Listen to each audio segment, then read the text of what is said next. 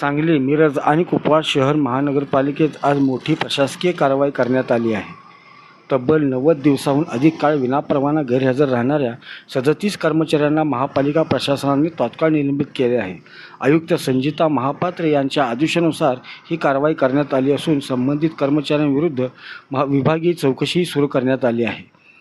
सांगली, मिरज आणि कुपवाड शहर महानगरपालिकेने कामचुकार कर्मचाऱ्यांविरोधात मोठा दणका देत विविध विभागातील 37 कर्मचारी निलंबित केले आहे.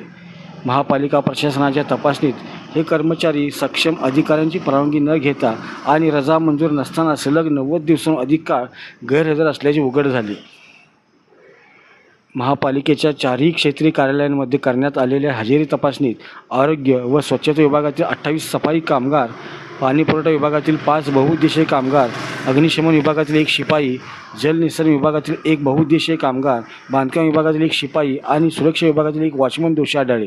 या सर्व कर्मचाऱ्यांना तात्काळ विभागाने निलंबित केले असून त्यांच्या विरोधात महाराष्ट्र नागरी सेवा शिस्त व अपील नियम 1979 अंतर्गत विभागीय चौकशी सुरू करण्यात आली आहे.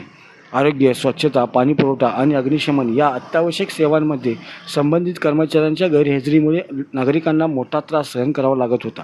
सार्वजनिक सेवांवर ताण निर्माण होत असल्याने प्रशासनाने ही कठोर कारवाई केली आहे. निलंबित कर्मचाऱ्यांना निलंबन काळात मुख्यालय सोडण्यासाठी वरिष्ठांची लेखी परवानगी घेणे बंधनकारक राहणार असून अन्यत्र नोकरी किंवा व्यवसाय करण्यासही मनाई करण्यात आली आहे. महापालिका आयुक्त संजिता महापात्र यांनी स्पष्ट शब्दात इशारा देत म्हटले आहे की महापालिका ही जनतेच्या सेवेसाठी असून कर्तव्यात कसूर करणाऱ्या कोणत्याही कर्मचाऱ्याची गय केली जाणार नाही. प्रामाणिक कर्मचाऱ्यांचा सन्मान केला जाईल, मात्र कामचुकारपणाविरुद्धची मोहीम पुढे सुरूच राहणार आहे.